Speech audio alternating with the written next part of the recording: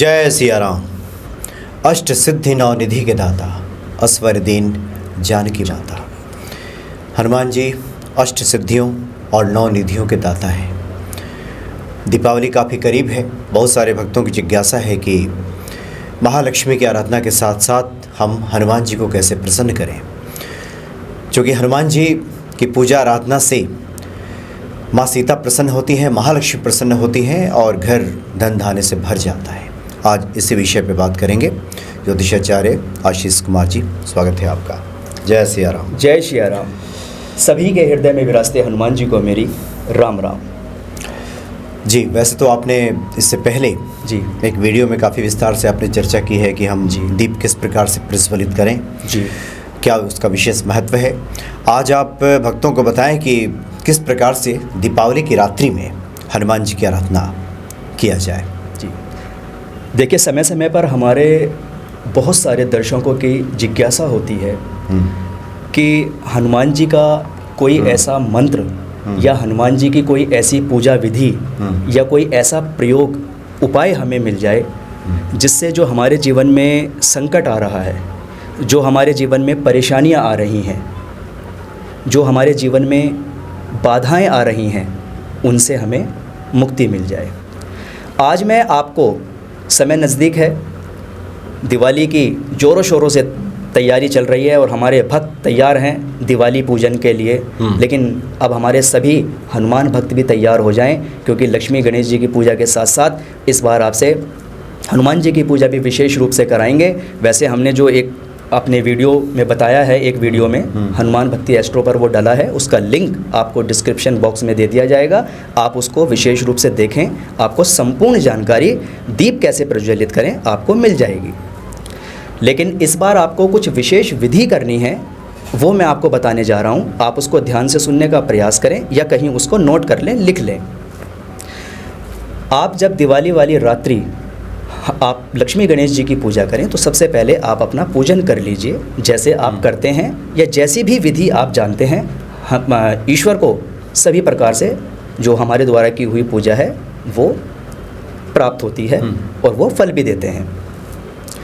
लक्ष्मी गणेश जी की पूजा के बाद में हमारे जो भक्त हैं, हनुमान भक्त, वो विशेष रूप से हनुमान जी की मूर्ति के सामने, हनुमान जी की प्रतिमा के सामने एक दीपक प्रज्वलित करें और उस दीपक के नीचे गेहूं का बेस बना लें। अच्छा, ये वैसे हमने अपने पहले वीडियो में बताया है।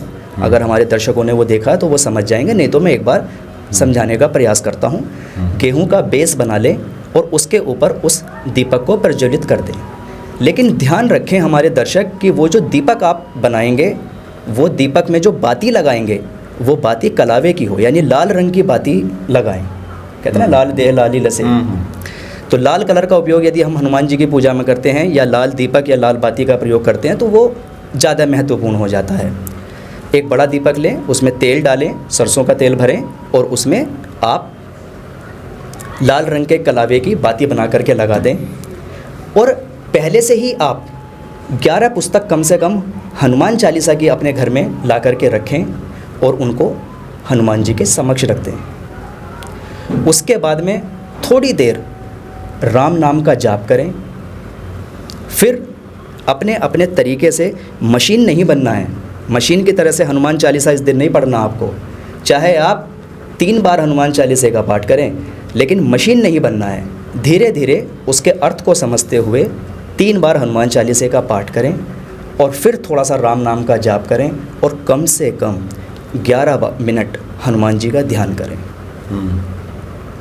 और जो भी आपकी मनोकामना है, जो भी आपकी प्रार्थना है, वो आप हनुमान जी के समक्ष रख दीजिए। उसके बाद में दीपावली के बाद में जो भी मंगलवार आए,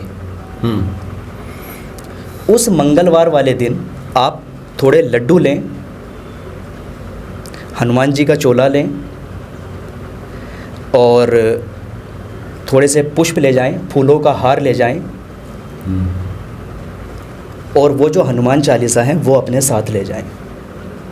हनुमान जी के मंदिर जा कर के आप हनुमान जी को चोला अर्पित करें, उनको लाल फूलों के हार से बनी हुई माला आप अर्पित करें।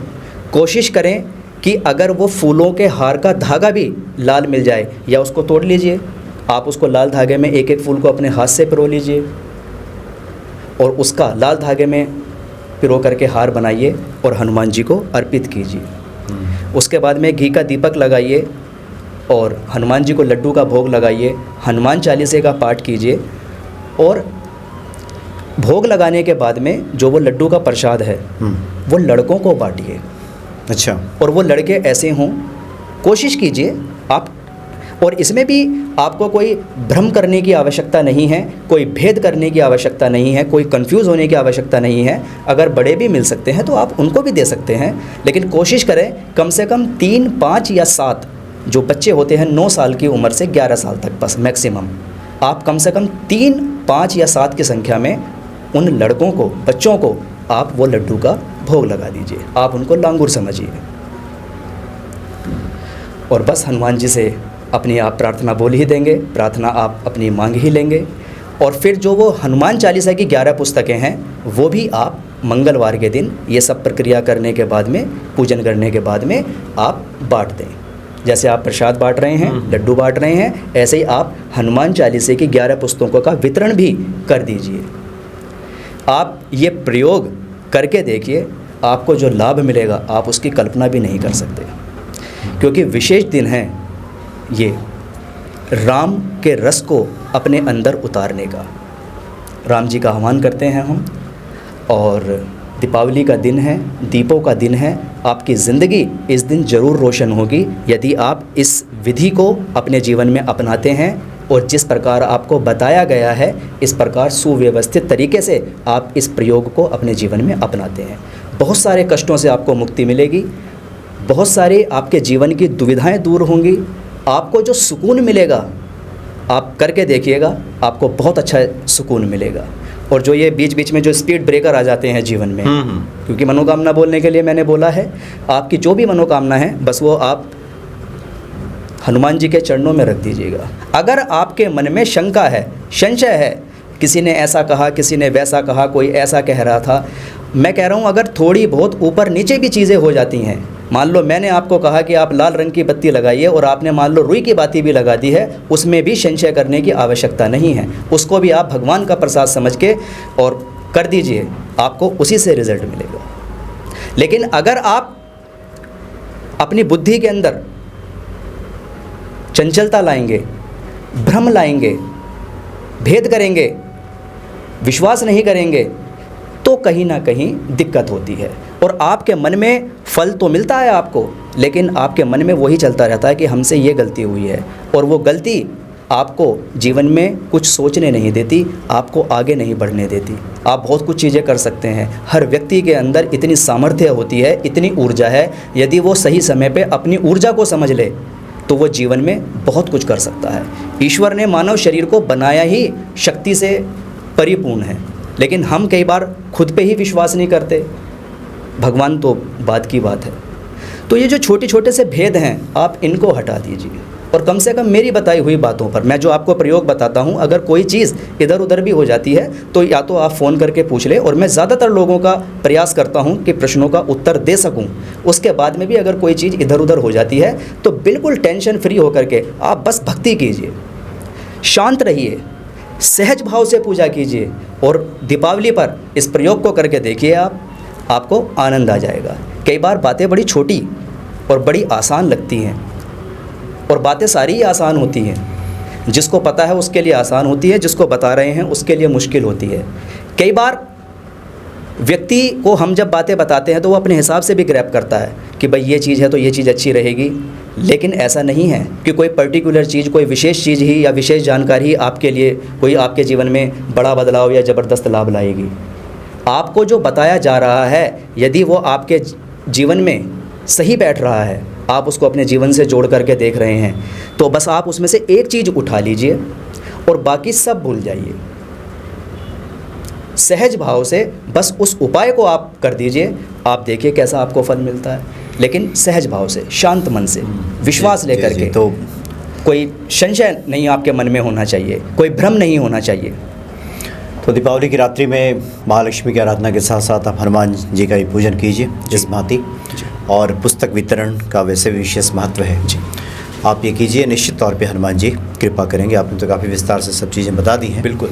और कुछ जिज्ञासाएं अगर रह जाती हैं तो फिर हम लोग आगे इस पे बात करेंगे। मैं पूरा प्रयास करूंगा जी। अपने दर्शकों की जिज्ञासा शांत करने के लिए, उनको ऐसी ऐसी जानकारी देने के लिए, क्योंकि मैं चाहता हूं कि जो हमारी यूथ जनरेशन है, जो युवा पीढ़ी है, जो अभी कहीं ना कहीं साधना कर भी रही है और कुछ लोग करना चाहते भी हैं और आगे भी करेंगे, तो उनके मन में कोई डाउट नहीं होना चाहिए और वैसे भी नहीं होना चाहिए। सहज भाव से जो आप करें वो आप करते रहिए, और जो जानकारी आपको मिल रही है उसको ऐड करते रहिए। विश्वास और धैर्य बनाए रखें, भ्रम करने की आवश्यकता नहीं है। आपकी भक्ति आप देखना शक्ति में परिवर्तित हो जाएगी, और जब वो शक्ति आपके लिए काम करेगी तो आपके जीवन में सभी प्रकार के सुख आपको सुख जैसे लगेंगे। कई बार सुख होते हुए भी सुख नहीं लगता, लेकिन सुख होते हुए लगेंगे, आपको जीवन में आनंद की प्राप्ति होगी। सभी को बहुत बहुत शुभकामनाएं, एडवांस में दिवाली की बहुत बहुत शुभकामनाएं मैं देता हूँ। जय सिया राम। जय श्री राम। जय श्री